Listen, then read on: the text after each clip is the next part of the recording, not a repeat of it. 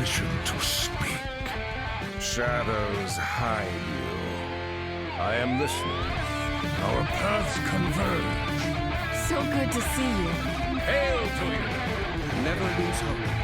Here for a chat. I hear you. It has only begun. Fight on, friend!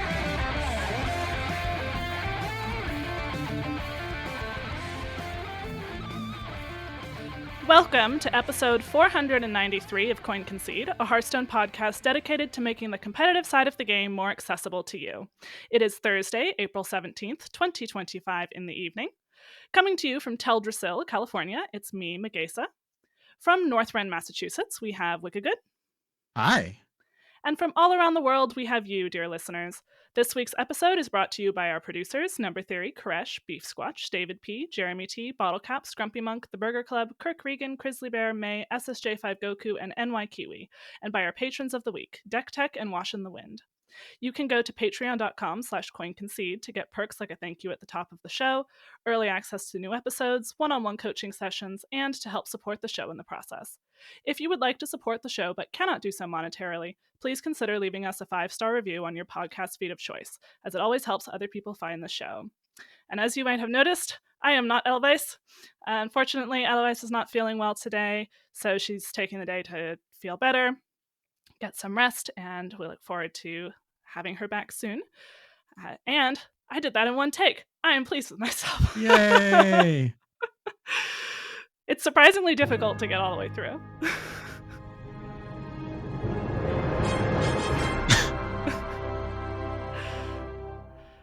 All right. Well, I appreciate it. Life and Ladder. How's Life and Ladder, Wicked? Well, I got to Legend.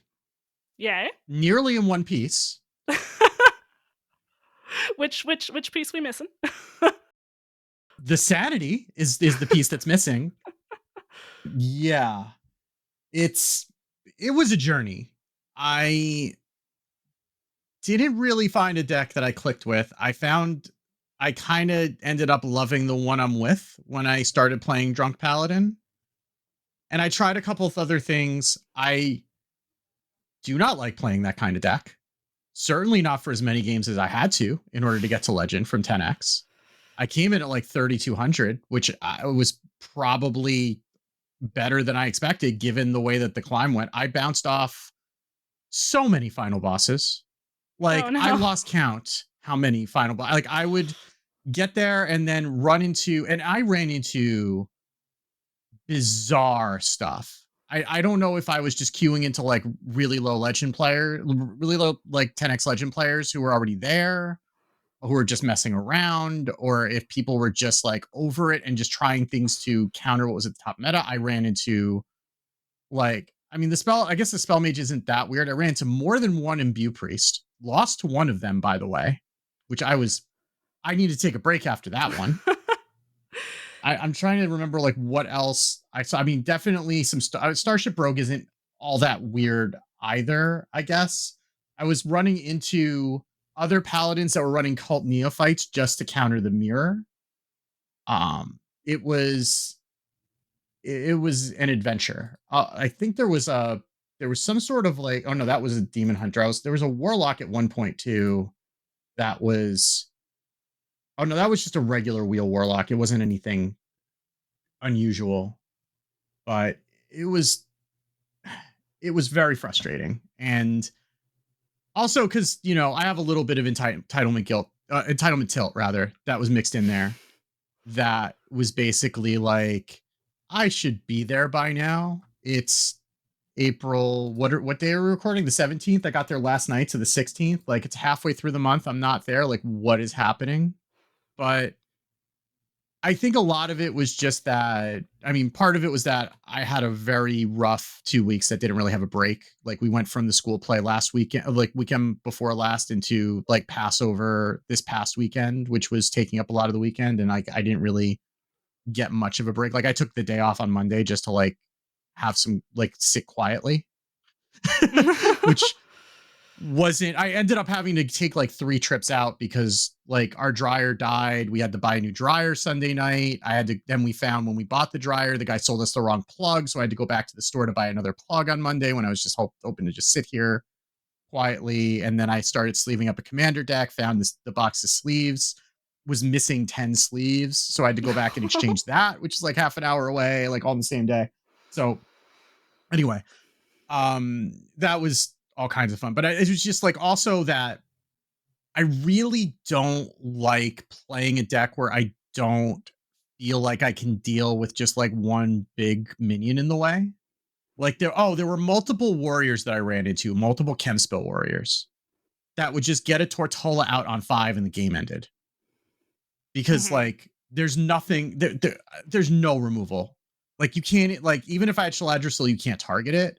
Like all I'm doing is running 30 damage worth of worth of minions into it, and then they just hydration station and bring it right back.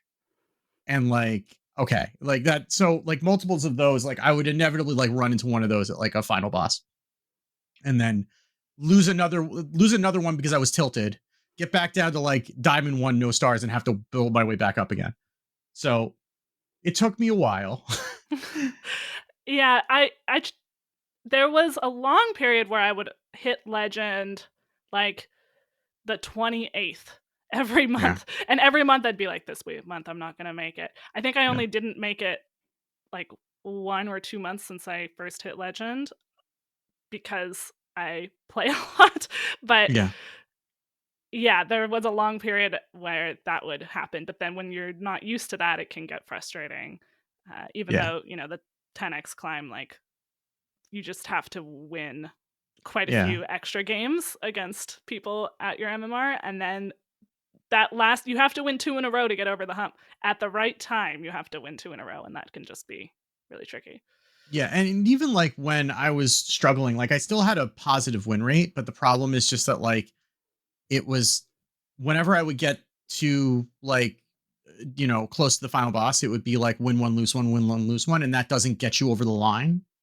Right. And I mean, and a lot of it was just like it's a kind of a rock paper scissorsy meta, or you run into a mirror and then that's a coin flip. And when you're playing a popular deck that people are targeting, or that has a lot of like 55-45 matchups, and sometimes and the deck is sort of draw dependent also, like to some extent. Like sometimes you can just draw all the stuff that you don't need all at once. Like you can draw like all the top end and then not be able to get there or whatever. It's not as draw dependent as like the warlock, or I guess in Bujer it's not really, but like the demon hunter can sometimes be a little bit more draw dependent, right? But like this isn't as draw dependent, but there's still times when you just like need to stick a minion and you have a bunch of buffs and no minion to put them on, and you're just sitting there like, okay, I guess I'm going to hero power, and your hero power doesn't even make you a 1/1 at that point because you've imbued it. So now it just shuffles a minion to be named later into your deck. so yeah, it was quite, I looked over a bunch of different lists. It looks like I played like 65 games just from Diamond 5 to Legend, which is a lot.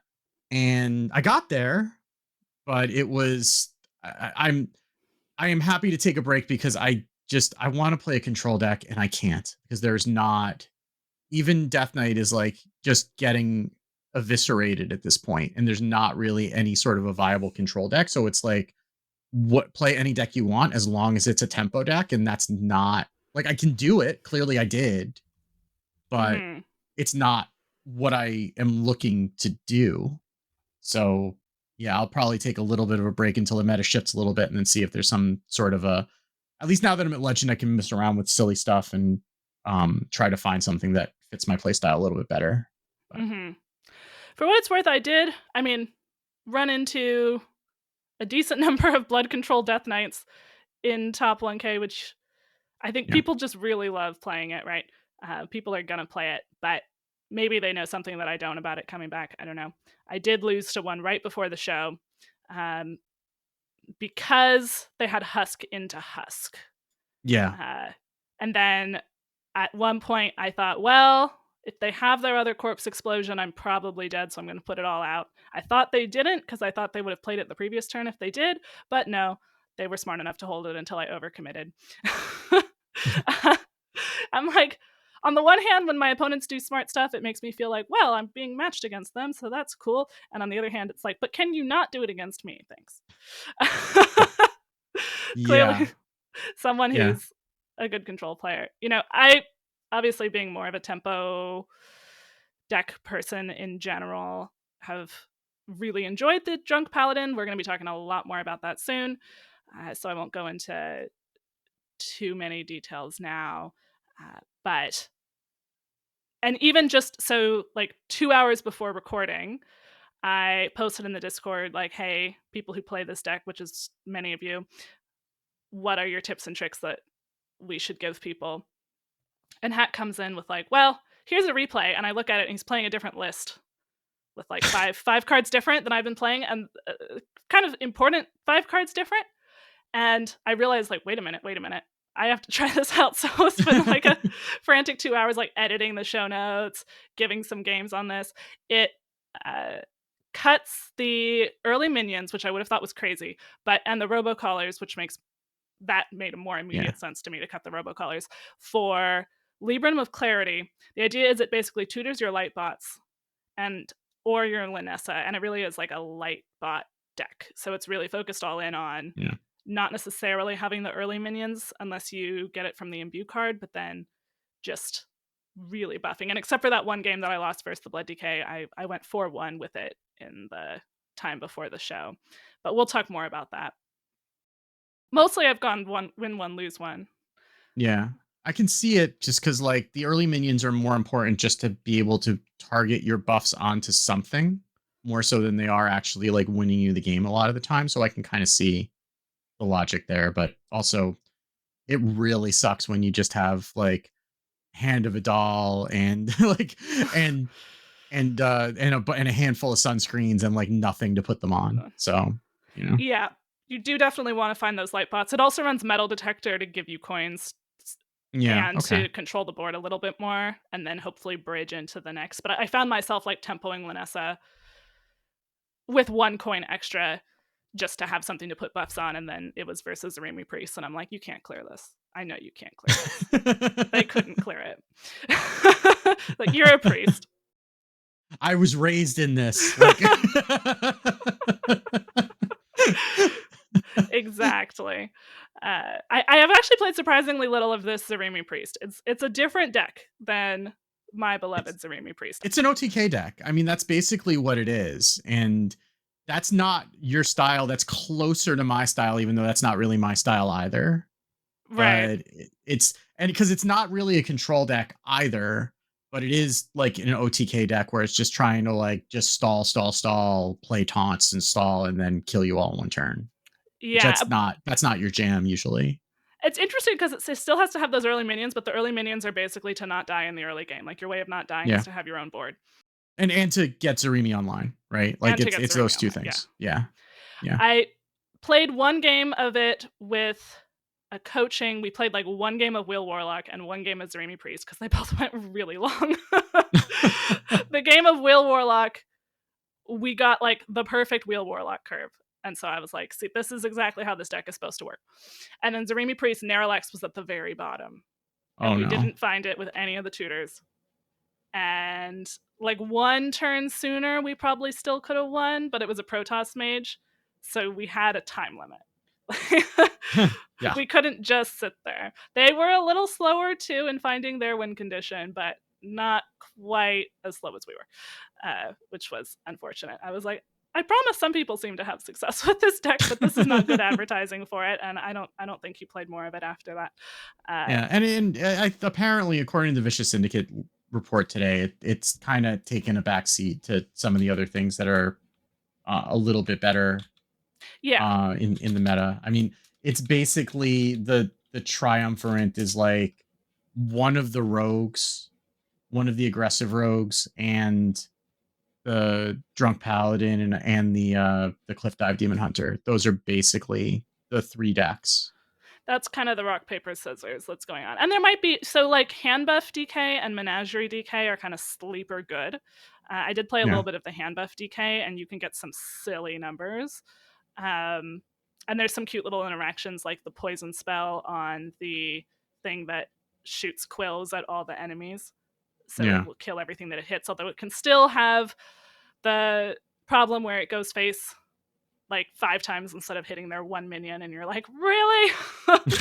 That did happen to me. But so there are some other things to play, but that has kind of turned into the triumvirate, at least for now. So the drunk paladin being, we win against the DH, lose against the rogue, although it's not like a terrible matchup. It is winnable, but it's not ideal. We'll talk more about that later. In terms of life things, so I am on a new computer. Now you might be saying, Magesa, didn't you just fix your old computer?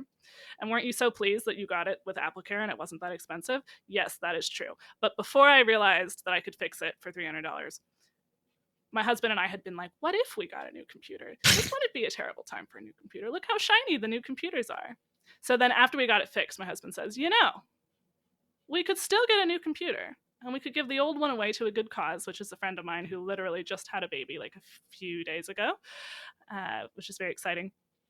And her MacBook was like almost 12 years old. Oh, so, yeah. And actively they dying. Run forever. Like they do run forever, but they do hit a limit at a certain point. Yeah, she messaged us. We told her that we were going to give it to her as soon as my new one arrived. And then she messaged us. She's like, I'm so sorry to ask this, but like the baby is due like tomorrow, and also my computer is actively dying. So I was like, all right, just give me an hour to finish my time machine backup and I'll bring it over. Oh my God. So every day there's like 3 new, instead of just putting my time machine backup directly on this computer, I am the kind of person who's just tech savvy enough to mess things up and cause bugs that I can't fix in my computer. So there was a couple things that I thought, all right, I'm going to set it up fresh.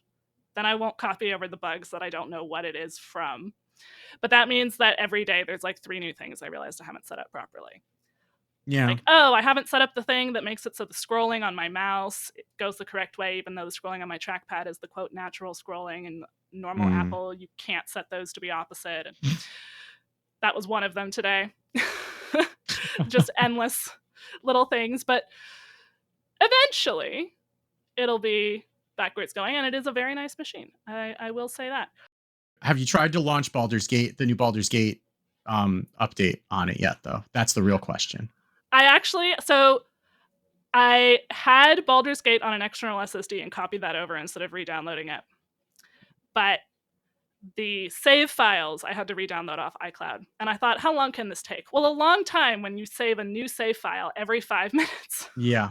So, I had Steam Cloud. I played Baldur's Gate on my Steam Deck like once in a blue moon, but I had it on there. And every time that I had played on my desktop, it had to sync all the save files to my Steam Deck.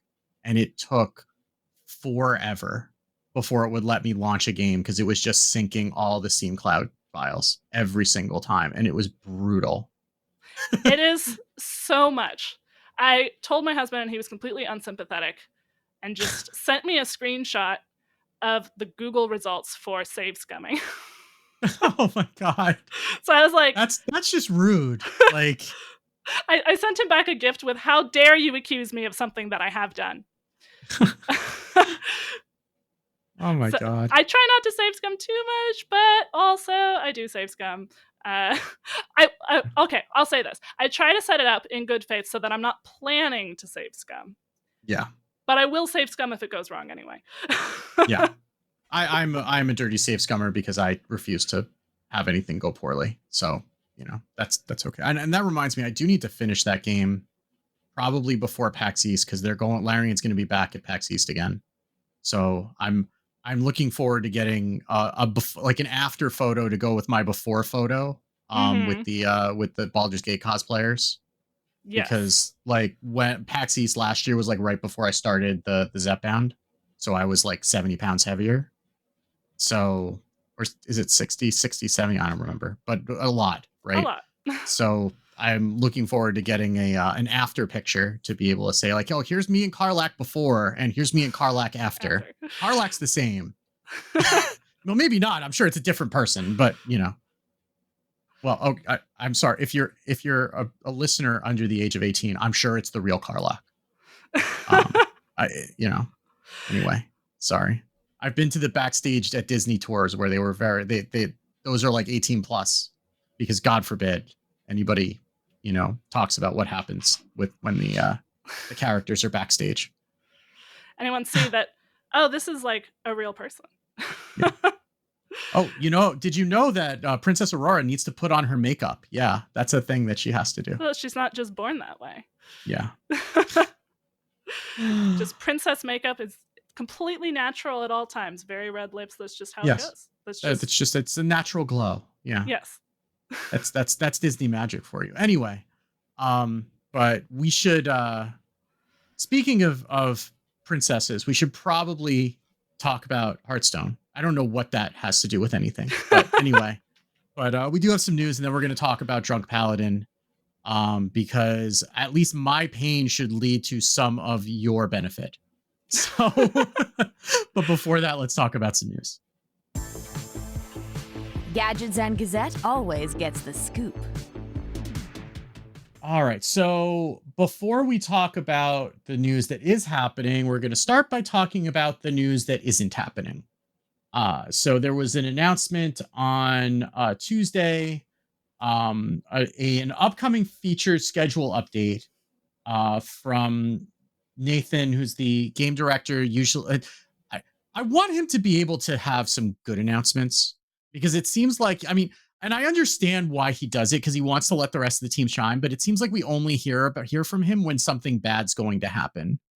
And I don't want that to be like Debbie Downer for him, right? Like, I want him to also be able to announce something good for a change. But anyway, so there's a note from Nathan Lyonsmith. That's his last. He just signed it, Nathan. So yeah, Nathan Lyonsmith, executive producer. It says in very small font at the top.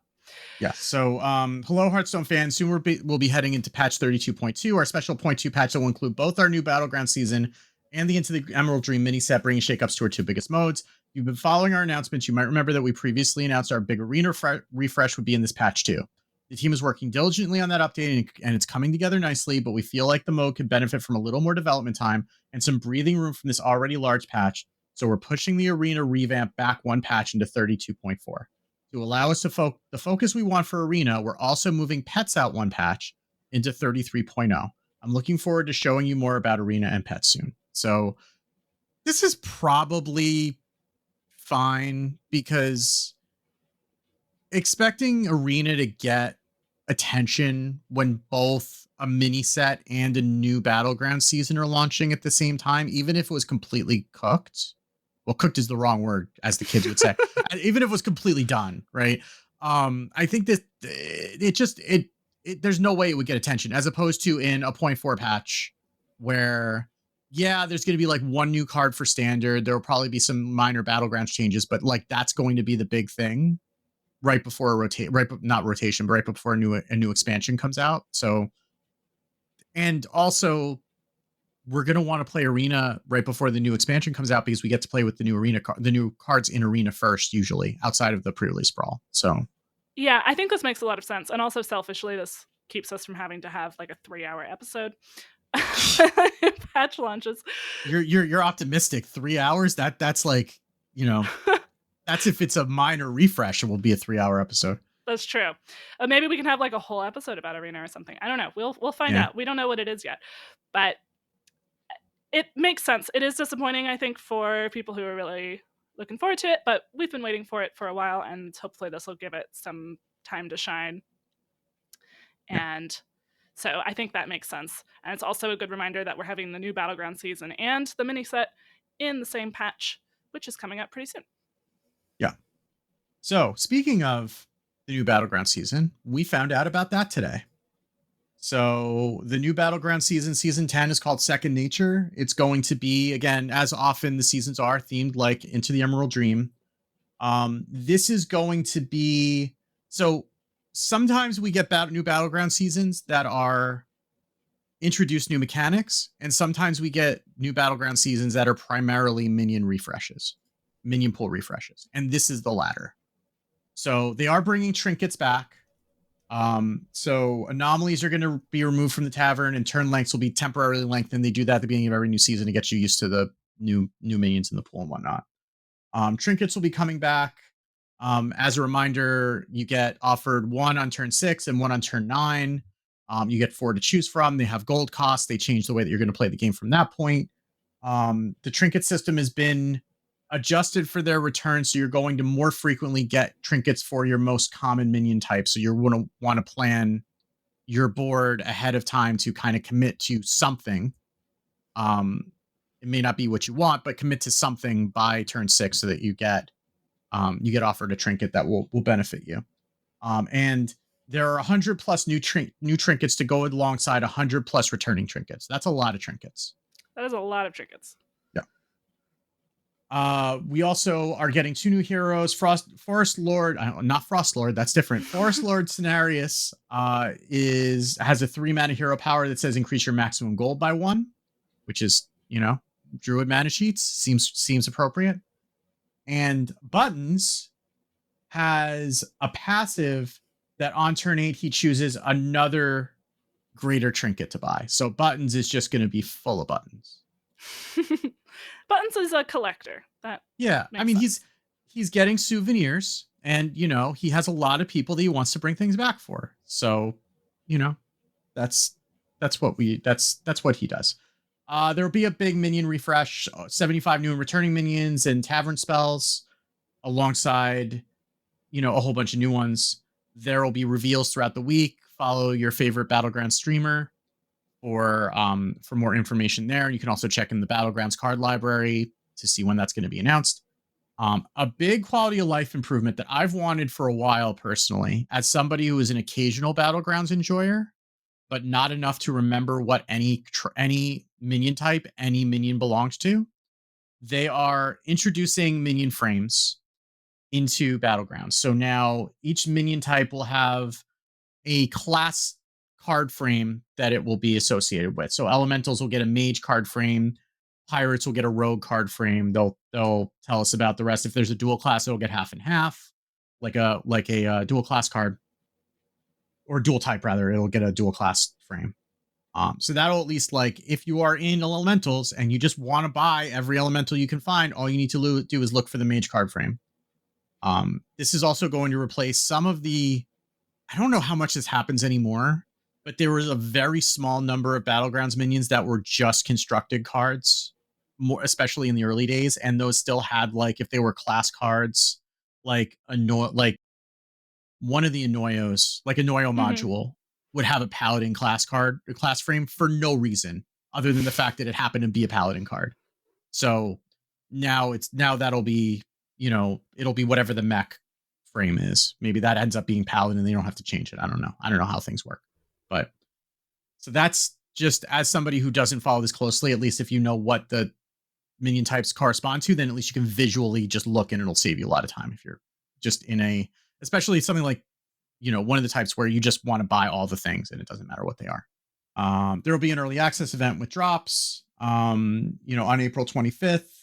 There will be reveals all the way up until then. And then April 29th, we'll get patch 32.2, which will have the new Battleground season. That will also have the mini set. We don't know anything about that yet. I would guess that we will probably, given that today is the 17th and the patch launches a week from Tuesday, I would expect that we will have a lot more to discuss on next week's show about the mini set. Yes. Maybe 3 hours worth, maybe more, who knows? But I would expect you can stay tuned for that. So that's Battlegrounds. In the meantime, if you would like to spend some money, boy, do you have some options. First of all, so the Shan Shui signature cards that we talked about when the set was revealed are now available in the shop. Go into the shop if you have not already and go claim your Shan Shui curator. It is free in the shop. Just go get it. But I didn't see a pop-up or anything for it. I did see a pop-up, but there was like a bunch of, it's easy to miss pop-ups if there's other things, or you just tap or click when you're coming in. So if you didn't see that, you haven't been in the shop yet, there's a free curator. And by the way, it counts as a Karazhan curator. So even if curator rotates out of core, you will still have him for wild. And if you already have Curator for Wild, you can re-roll it into a different card from Now, Tarzan. This is important. This is mainly for Man-at-Arms. If you are the person who dusts Barnes recreationally, this will give you another Barnes if you re-roll it. So do be aware of that. I've also seen screenshots of people who just randomly got a Morose. I guess they dusted that because they needed the dust and they were dusting their wild cards. So do be aware that will be that. Now that also could be, 800, 400 dust for you if you're just going to go dust it again if you dust your wild cards.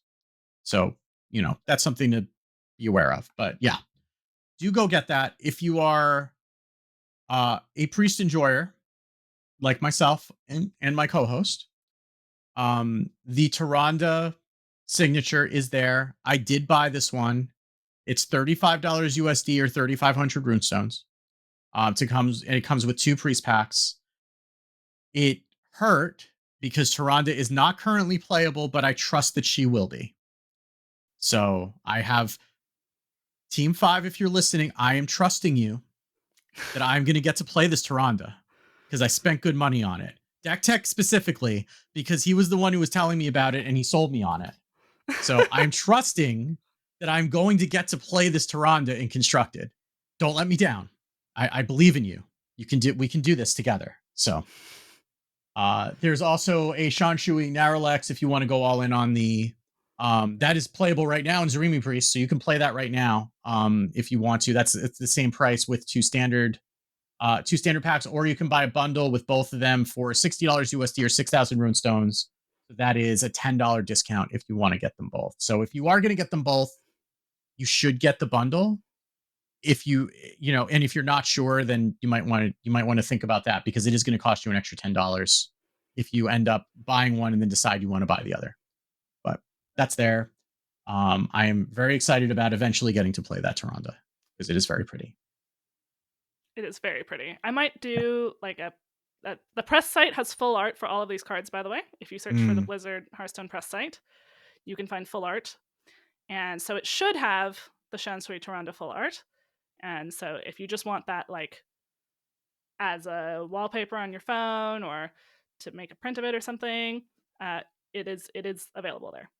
Yeah, it's the press site. Yeah, the press site is kind of the hidden secret or the open secret of like if you just like the art, you can just go download the art. It's good, makes good like screensavers and stuff like that too. Yeah. Okay, so other than that, we have a signature into the Emerald Dream bundle with 1 random signature card from the Enter the Emerald Dream set and 7 Into the Emerald Dream packs. $25, 2,500 runestones. You can also get a golden signature into the Emerald Dream bundle with 2 signatures and 5 golden packs for $50 or 5,000 runestones. So that is available to you. The big draw is going to be the Shanshui Curator, though. I mean, the Shanshui Curator is something which you should get, but the Shanshui cards are really going to be the draw. And those are going to be limited time. So if you want them, do make sure to go get them because they're pretty special. And we don't know if they're going to offer those ever again. So yeah. So that's news. So let's sidle up to the bar and talk about some Drunk Paladin.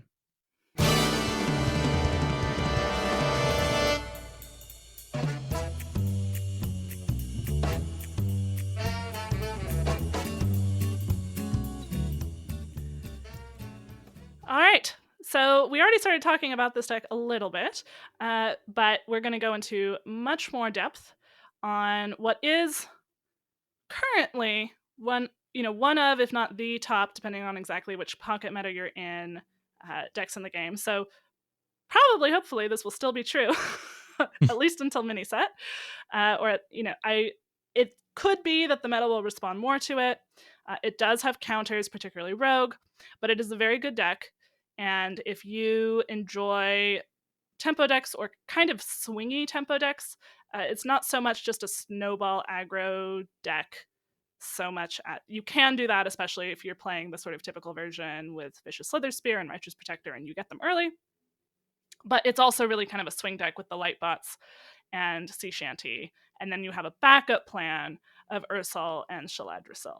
Important to note, that is not plan A. It is not a Shaladrisil Paladin. I think they might, I'm not quite sure whether the Shaladrisil Paladin on HS Replay is this deck or the other one. But if you're looking like on the VS Report or HS Guru, this is the one that they call Drunk Paladin. The reason they call it that is because Divine Brew is a central card in this deck. I am so thrilled that we have a meta deck with Flickering Lightbot and Divine Brew and Life Saving Aura. I have been trying so hard. It's a little different than I thought the deck would be, but it is good. So we have here in the show notes 2 lists, and then the list that Wicked was mostly playing is a little bit different. So one of them is the Vicious Syndicate list, which I've been playing since like Monday or Tuesday. I have a slightly better than even win rate on it, but it's also important to note I'm playing about as high as I ever usually go in rank. So I consider it a good success and a climb if I'm going even at that point. And so this has... and then Wicked was playing essentially the same deck, except for instead of Robocollar's Vacation Planning. Vacation Planning is the 4-mana Paladin spell that heals 4 health, draws 2 cards, and summons 3 Silverhand recruits. Yeah, and the benefit of that over the Robocollar is that it's another spell that's targeted, so it also will discount your sea shanty, and I believe it's a holy spell also. I might be misremembering that. Because I wasn't really, I mean, that's not really the... It is not a holy spell, but it is a targeted spell. But it is targeted, so it does discount your sea shanty. And sometimes the extra healing is relevant. Like there are sometimes when I've made the mistake of playing into being an aggro deck a little too much and then look down at my life total. I'm like, oh no, I'm dead. So like sometimes having the extra healing or being able to heal like one of your big minions again, because I mean you have Flash of Light, but that's really it as far as healing the big minions up. So if you have to run them in, you don't have a Divine Shield on it, you run it into something, or they start like trying to chip it down over 2 turns and you can heal it back up, then sometimes that helps the minion get another attack in. So I mean that was the version that I did the best with. That was kind of, but it was also, I mean, it's a much smaller sample size. Like I played 6 games with it as opposed to like 48 with the other list. But I had an 83% win rate with the Vacation Planning list. So, take that as you will. But again, very small sample size. Yeah, I will say similar. I played many fewer games on the non-Robocollar list than the Robocollar list, but I will say Robocollar felt awkward because we don't have a 6, we don't have a 9, we don't have a 0. So you're rarely drawing, and we like only have 1 5, only have 1 8. They are ones that you want to hit, but like if you get it twice, then it only draws 1. So you're not usually drawing more than 2. And you have these awkward... I found that it was making me play a little worse sometimes because I was playing it when I probably shouldn't. Yeah. Just because it had the right numbers on it. It's a little bit of a trap. It's the Chameleos effect where, oh, I need to play this now because it's good now and it may never be good again. Right. And it also sucks if you top deck it, especially if you already have Ursol in hand, which you very likely will at that point because you've probably played an Ursine Maul to draw it out. So, because like when you draw it, it's 8/8/8 and the only 8 in your deck is Ursol. So then you're, oh, well, good. This will be maybe good next turn. I hope. Right. As opposed to Vacation Planning, it's just like, okay, I can just play this right now. And I know that I'm going to get cards off of it. And I don't care what they are. It's better than sitting here twiddling my thumbs for a turn. And I think the Robocollar was better than some of the earlier brews that we were having, because the Drunk Paladin, there's been all kinds of brews of it. But I do think in the last couple days, there's been more different things coming up. So the VS list is very good, but if you're looking for one thing to change it, consider the Robocollar. Yeah. And I guess if I'm going to continue to sell you on Vacation Planning, it is on par with the StarCraft draw 2 spells now. It is 4 mana, draw 2 cards, do a thing. It actually does 2 things, right? That you want. So like that's pretty okay. I mean, Flash of Light is heal 4, draw 1 for 2 mana. So you're basically getting 2 flashes of light in 1 card. Plus some extra 1/1s, which might be relevant. Yeah.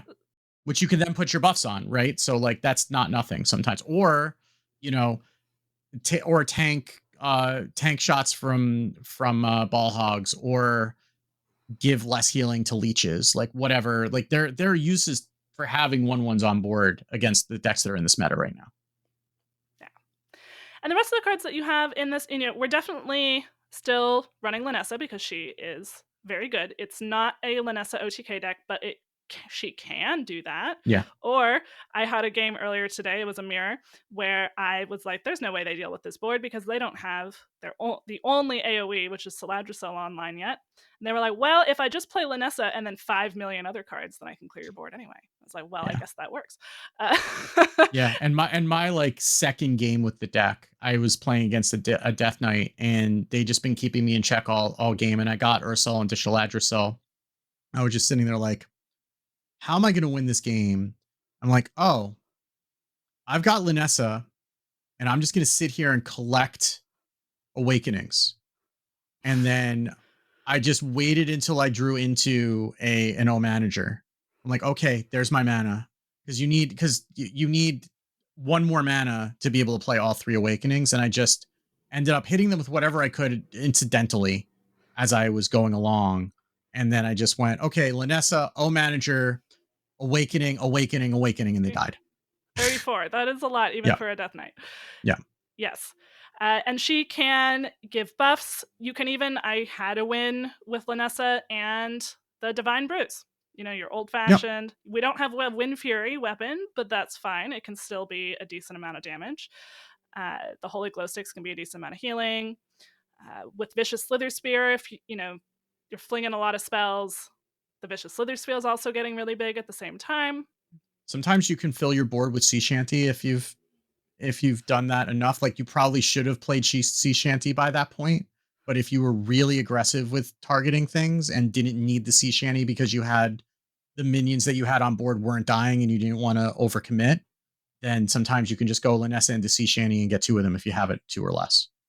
Yes, you can get a full board that way, while maybe still having more refill. But that brings us to your plan A is Lightbots, which we've gotten pretty far to define this at this point, but in case you were wondering what is going on. So the Flickering Lightbot is the 3 mana 3/3 that gets cheaper for every holy spell you've played, and it has Gigantify, so it also gives you an 8 mana 8/8 that's cheaper. And then you also have Sea Shanty, which of course is the 10 mana spell that discounts for every time you've targeted something with a spell, and it gives you 3 5/5s. And also was a card that we revealed. So that is a coin concede. Like, this is like a homecoming for us because we got to reveal that card. So, and we've never gotten to see it in like a competitive deck. So it is finally like our baby's time to shine. Like, our baby's leaving the nest, Yes. So yeah, I am excited to see this deck doing well. So you're trying to get your Shanties and your Lightbots out before they can deal with them. And then keep putting the pressure on when you draw the other ones. This means that you do not have to get them to 0 before you play them, and you probably shouldn't. If it is turn 4 and you're 8/8, you have a 4 mana 8/8 in your hand, if you have like a 1 mana holy spell, play that first because it's essentially free, because it'll also discount. Yeah. Make sure that you don't play a 2 mana holy spell and then you can't play your Lightbot. There's a lot of counting your mana that goes into this deck, but let's say you have no holy spells, you have a 4 mana 8/8, it's turn 4, just play it. Against most decks, that's correct. Like, again, Handlock was an entire deck designed around the thesis that 4 mana 8/8s were good. you could play an 8/8 for 4. It's okay. You don't need to extreme couponing the Lightbots. It's fine. Just play them when they're green. Same with the Sea Shanties. That usually comes on slightly later. It depends on what you've got. So for example, the Life-Saving Aura itself is a holy spell, but then the sunscreens are not, but the sunscreens will discount the Sea Shanty. So the aura itself discounts only the Lightbot, but then the sunscreens discount the Shanty. So which one's cheaper, faster will depend a little bit on what your early draws were.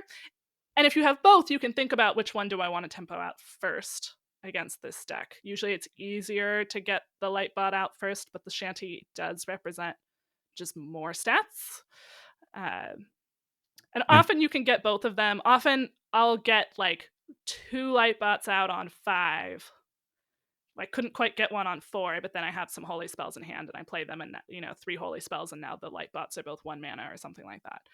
So if you do have both light bots, then, or both shanties, you can sometimes just play them together. It depends a bit on how much pressure you need versus this opponent. If you think they can clear it. So sometimes if the game's going a little bit longer, I will hold back a shanty. Most of the slow decks in the format don't have very many clears right now. Except for Death Knight. Yeah. Death Knight does have a number. I mean, they have Corpse Explosion. They have Pyro plus Poison. They have Ceaseless if you really go late. And they have Threads. And they have Threads. So in that case, you might want to just be like, well, do you have this early or not? And if you do, then maybe I pivot to the Shaladriel Ursol plan. That reminds me of the other weird deck that I ran into. Sorry, quick aside. There was a Death Knight that was running the Adaptive Amalgam with, they played Threads and the spell that gives it poison to just shuffle it back in the deck and then draw it repeatedly. So they had Curator, they had everything to just keep drawing the stupid amalgam and killing it over and just clearing boards over and over and over again. They did die. I did beat them, but I was very annoyed while it was happening. If you too would like to annoy people, yes, you can go on a hunt for that deck. We do not have that list for you. Yeah. And then, as I mentioned at the top of the show, like less than 2 hours before we recorded, Hat sent a replay, and I said, what is this version that you are playing? And we believe that this list is from, I'm going to butcher this pronunciation, but Jiu Qianyu. Not 100% sure on that, but I think that's where the attribution goes. And so this cut Righteous Protector, Vicious Slither Spear, and Robo Collar, and 1 Ursine Maul for 2 Metal Detectors, 2 Librams of Clarity, which is the Libram that draws 2 minions. You're not discounting it, that's not the point. You're just drawing 2 minions. It's an Arcane Intellect that tutors minions. And Resistance Aura.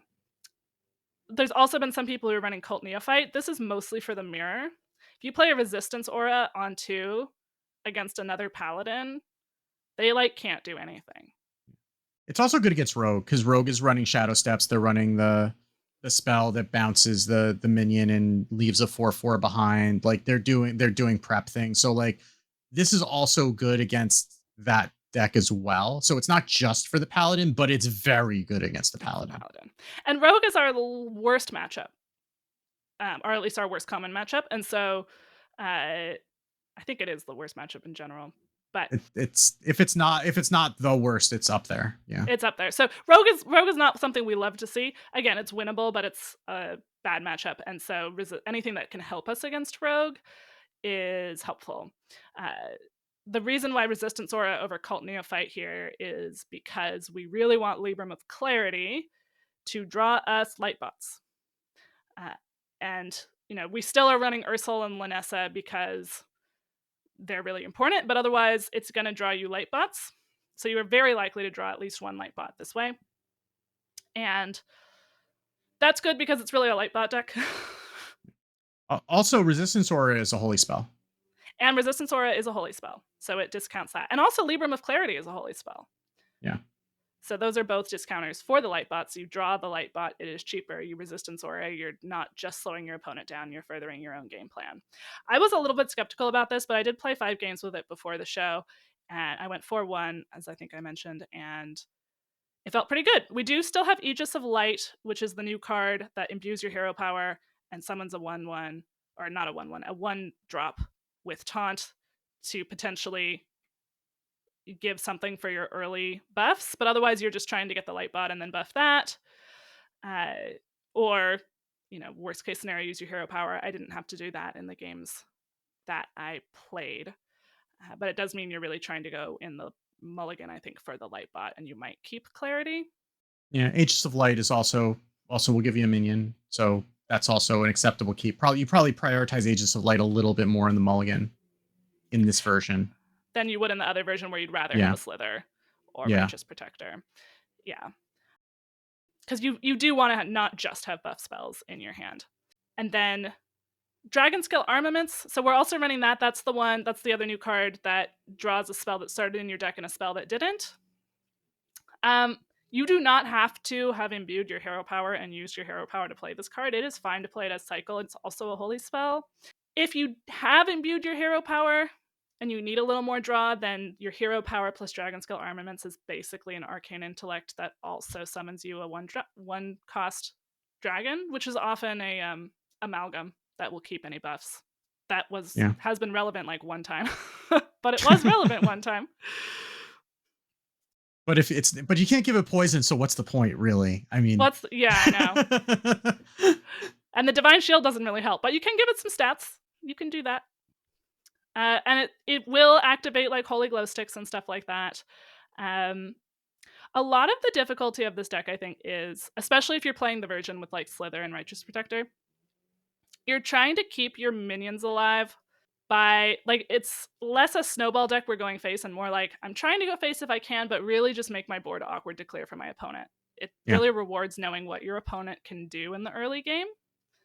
And like, is it going to be harder for them to clear a Divine Shield or 2 extra health from a sunscreen, for example, is often a decision that you're having to make. Yeah, and I mean, like, it gets a Death Knight. The answer is usually the sunscreen, just because they have a hero power that throws a ghoul at it, so they can take off. They can take that off pretty easily, and also they run Corpse Explosion, which doesn't care.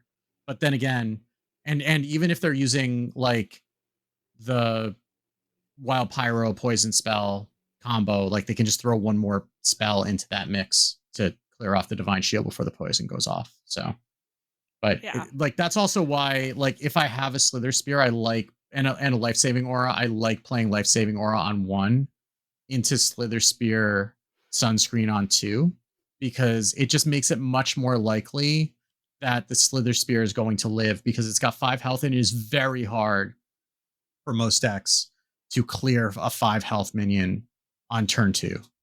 It's hard to clear 4 health minions on turn 2. 5 health minions is like almost impossible unless they already have like built up a pretty good board presence already.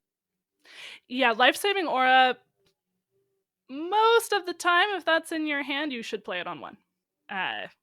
Very few instances, even if you don't have a minion to put it on right now, you should probably still play it on 1 and just start collecting those sunscreens for when you do get a minion to put it on. And it's reducing your life bots just by having played it. So it's just, regardless of what version you're playing, it is a great thing in the mulligan, and it is something that you usually would play first on 1. There could be exceptions where you want to play the 1-drop, you're really sure they won't kill it.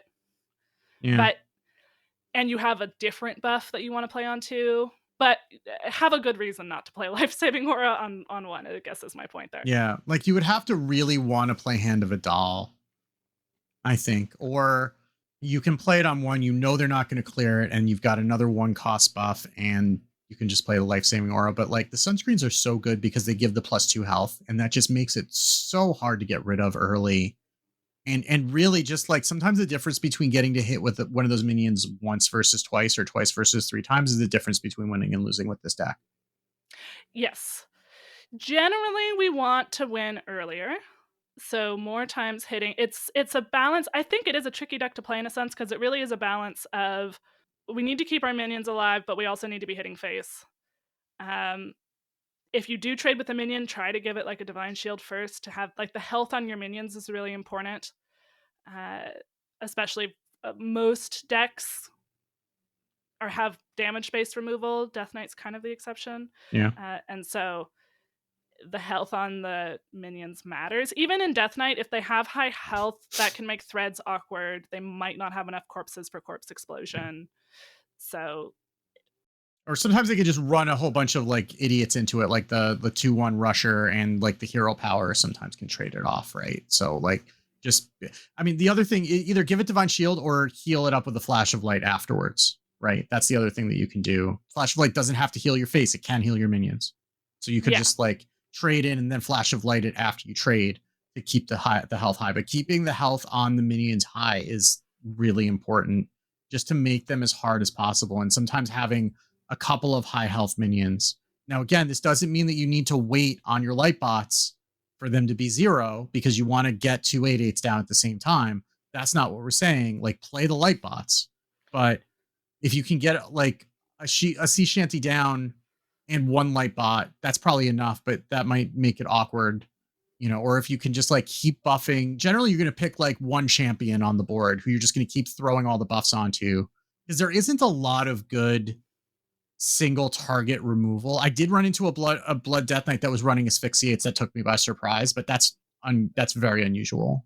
Protoss Rogue is the main one that has a single target removal, and that's late. That's that by the time that they can use a Templar to clear it, like, that's already to the point where you're expecting that minion to have gotten whittled down anyway. So I mean, it's really just the draw 3 spell. And that's when you just want to know that they can do that and probably have some other dorks on alongside your big minion just to hopefully tank that. Because the draw 3 combo, destroy a random minion, is the way that you'll lose that. But you want to plan for that by just having a couple of dorks alongside it that can hopefully jump in front of it. Yeah, Rogue is, if I'm going to spread out my buffs more, Rogue is one of the ones I might be more inclined to, because they have some single target removal and they don't have good AoE. Although if they're the pirate one, a breakpoint is having more than 5 health, because they can make a lot of 5 health things. If they're the Cove Rogue, yeah, they're going to have 5/5 rushers. So keeping that in mind, really thinking about like, what are the health breakpoints that are hard, and try to keep at least 1 minion above that, or make your minions like, I have 2 6 health minions, so you're going to have to pick which one you're clearing. And you won't be able to clear both, stuff like that. I would say 6 health is probably the break point against that, because they have the 3/2 that copies itself with rush. Yeah, 7 would be better than 6. But if you can't, again, do what you can, there. Right? Like, I mean, you're like, this is like, you don't always get to pick how big you're going to make it. You're just going to make it as big as you can and cross your fingers and hope that they don't have the removal that you need. But like, if you're thinking about, is this big enough? Like, you probably want to have it at least 7 against a rogue. You probably, I mean, it really, you want to have it above their corpse count plus 1 or 2. If it's against a death knight, and against and you want to be working in chunks of 3s against a demon hunter, because a lot of their damage comes in 3s. Infiltrates 3, ball hogs 3. Like the dread seed that buffs the attack is 3. I mean, that's really going to be 4 because they can hero power, but it's close enough to 3. So you want to keep it like 4 or higher against a demon hunter usually. Yeah, so that is, obviously in general, it's like, throw down as many buffs as you can. But if you're trying to balance like, how much should I spread my buffs out? Don't spread them out until you hit a breakpoint. If you're trying to balance, should I trade? It's like, well, if you're leaving your whole board really vulnerable to breakpoints if you don't trade, but if you do trade with like a Divine Brew, then you're not, then maybe it is worth losing a little damage to trade something in. And then occasionally you do have to just go, well, if they've got the corpse explosion, I lose this game anyway, so I'm going to go face. But if you can see a road to victory, if you make their clear really awkward and you have a way to make their clear awkward, then that is a place where you might want to trade, where you might want to spread your buffs out a little bit among your minions.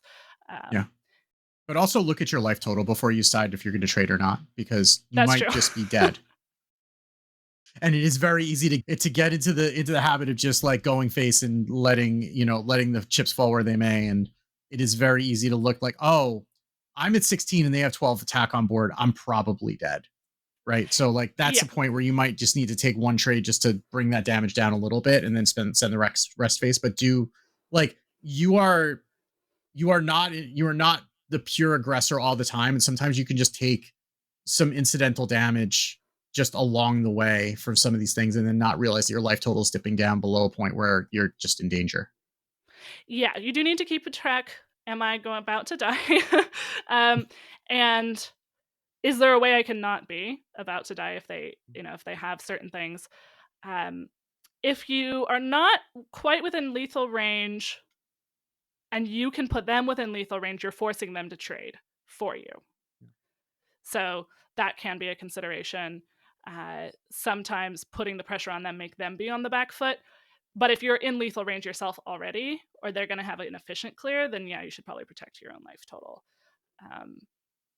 Otherwise you might actually just get killed. So, but I do. A common thing that I say to my husband when I'm playing is, well, if I don't die this turn, I think I win. Yeah. That is the way that I tend to play. Yeah. It's just amazing to me. Like as a control player, like the first thing I ask myself on each turn is like, okay, can I die here? And when I'm not playing a control deck, I just like, I may as well just like stop looking below my minions. Like, yes, you do have a life total. You do need to keep that in mind. I find that I trade with this deck a little more than I often trade with like Menagerie Fishing Priest, where I'm really making them do the trades. It depends on whether I'm ahead or behind on board to start with. It's also like if you are within some danger and you're still likely to have the extra damage needed if you send, like, it depends a little bit on, will I have enough damage to kill them next turn if I don't go all face this turn? So that can be a little bit tricky, and especially against decks that heal.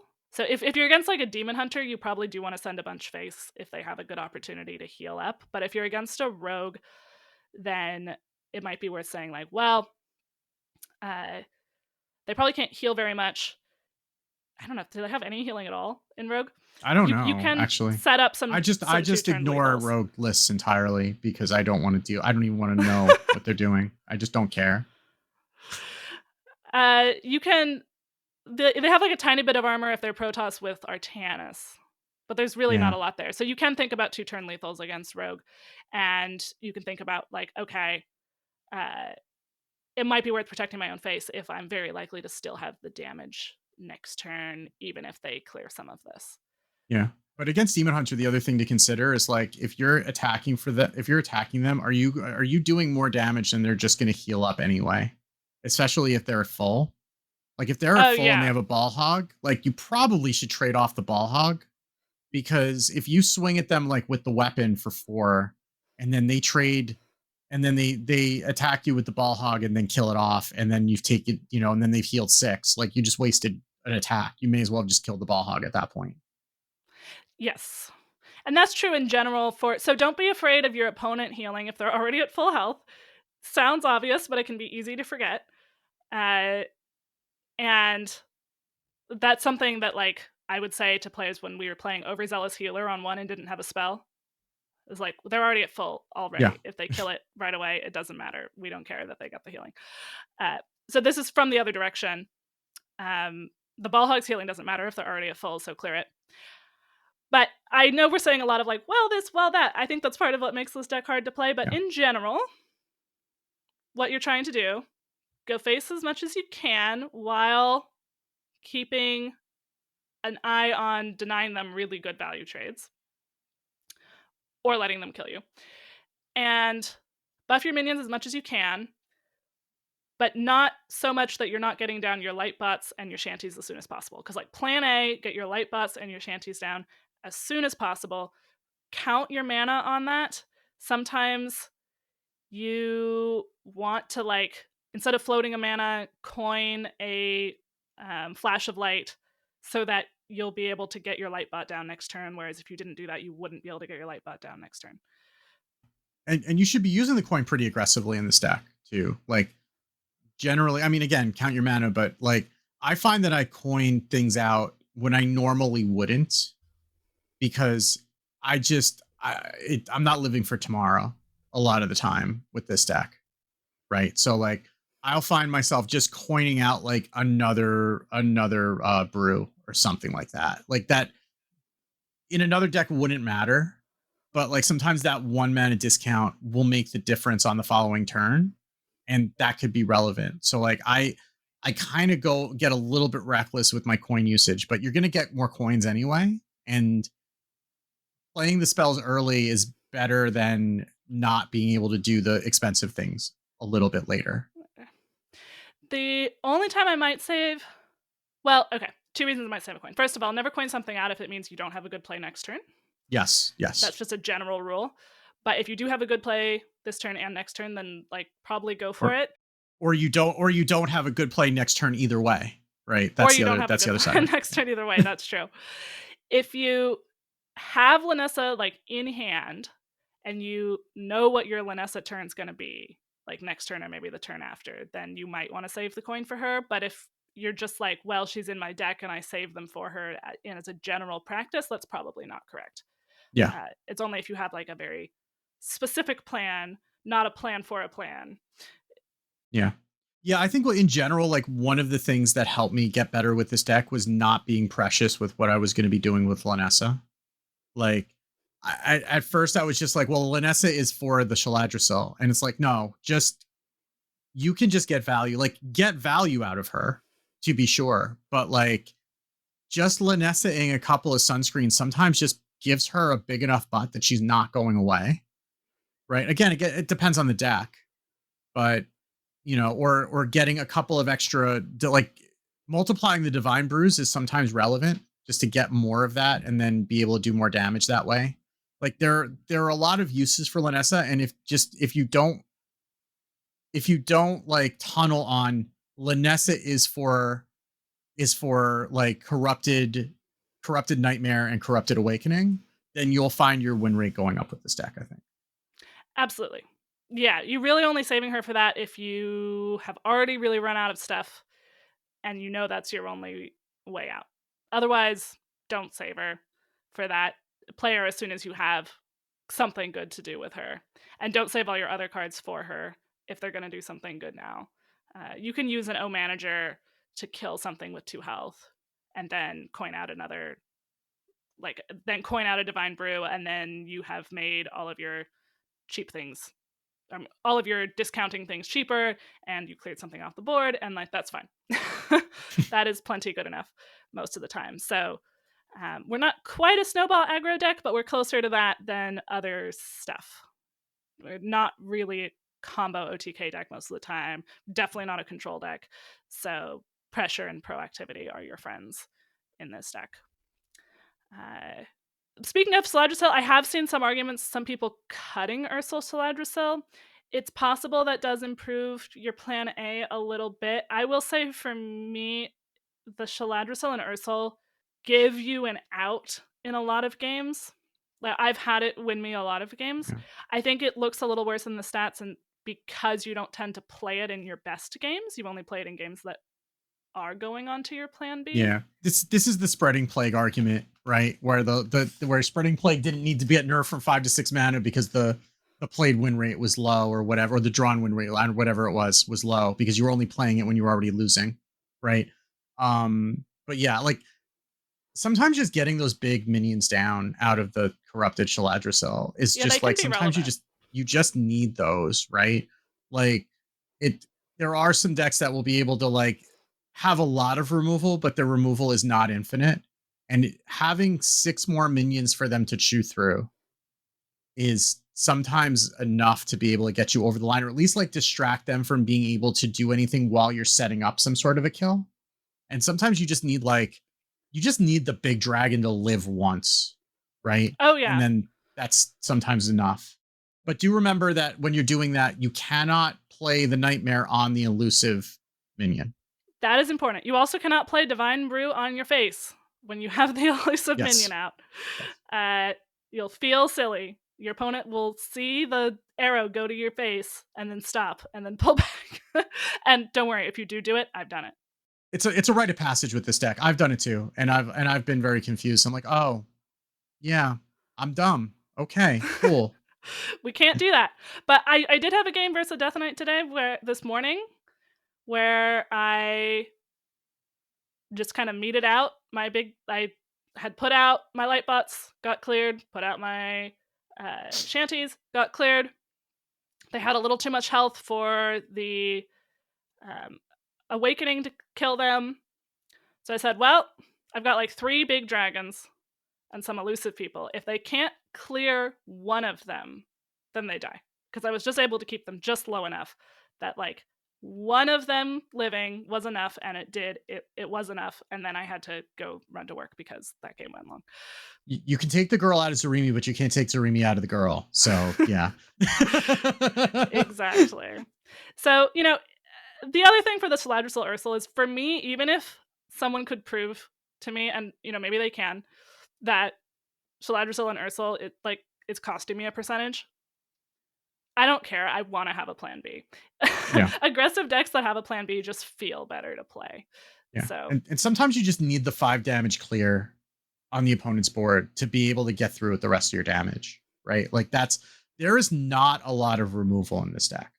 Like you're really limited to, aside from if you're not going to be trading, you have 2 copies of Holy Glow Sticks and 2 All Managers and maybe a weapon swing here and there. And that's it.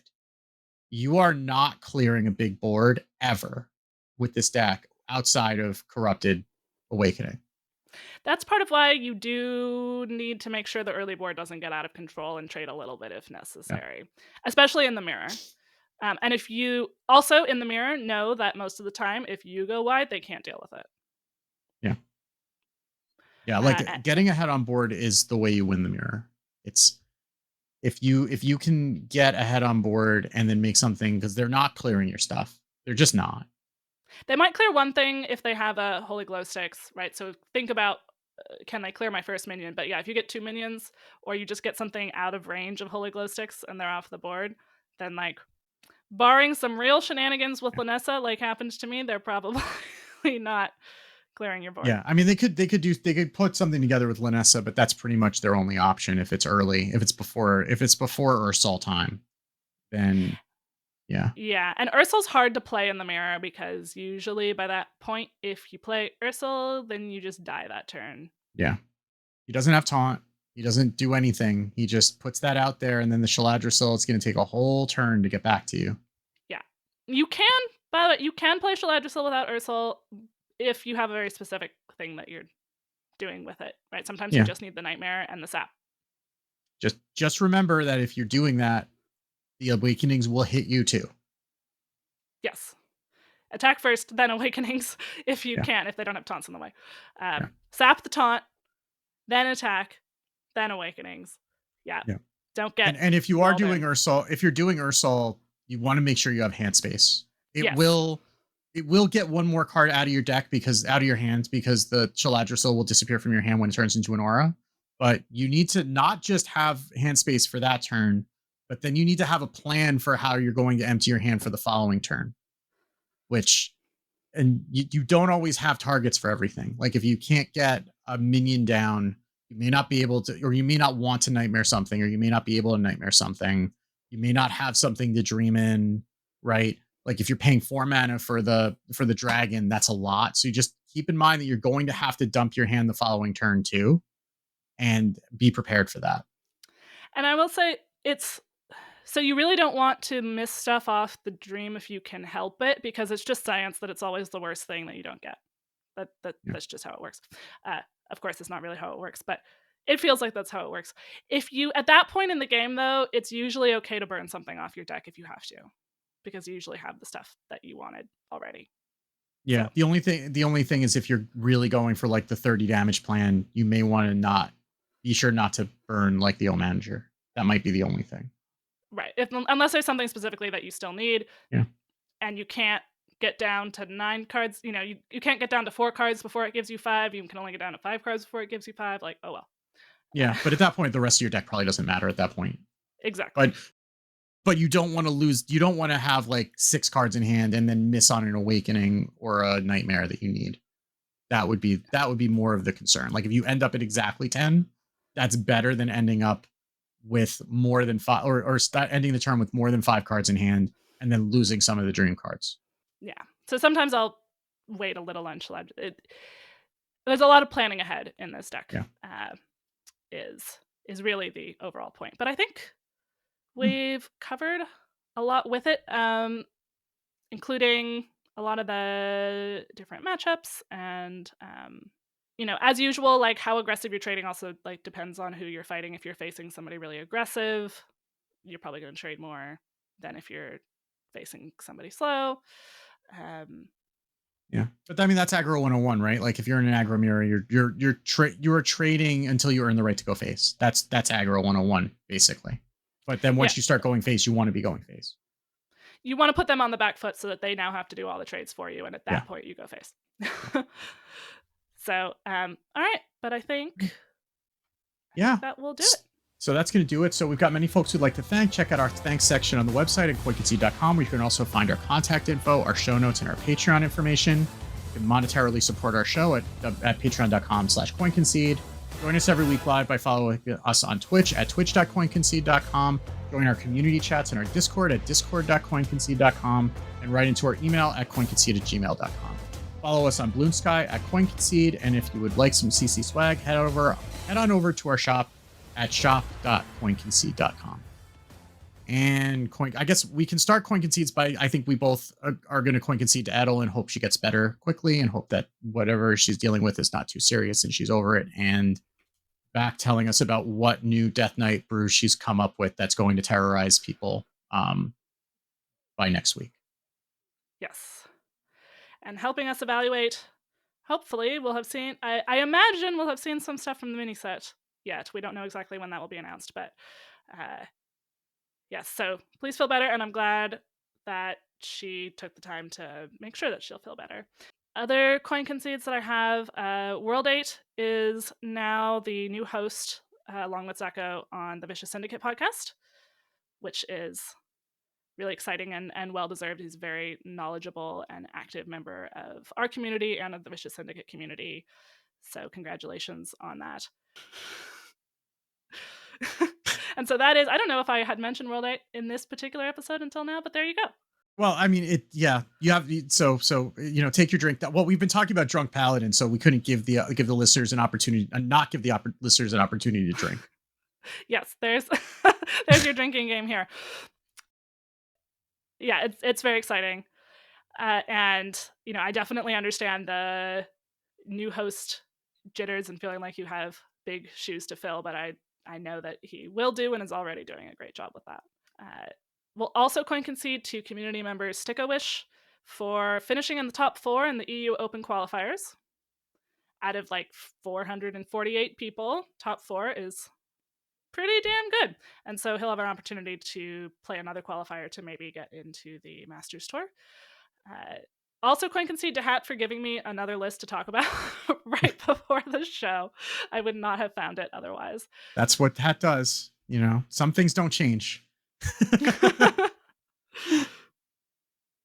Well, I'm just going to coin concede to anyone who is either trans or autistic or both this week. It's been a very difficult week news-wise. We're not going to get into it. If you're paying attention, you know what's going on. But I know being autistic, if this was a tough week, I'm sure Edel's feeling the same thing.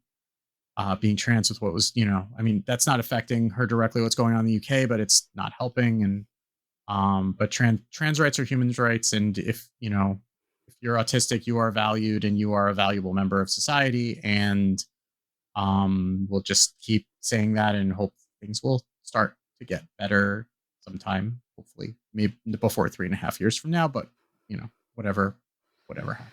So. Yes, absolutely. Yeah.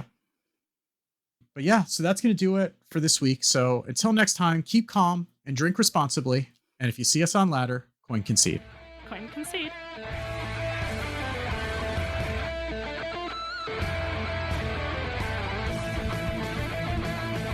All life must end. I yield for now. I concede. Well fought. I concede. You win this one. The victory is yours. You have bested me. I give up. You win this one, friend. You win this time.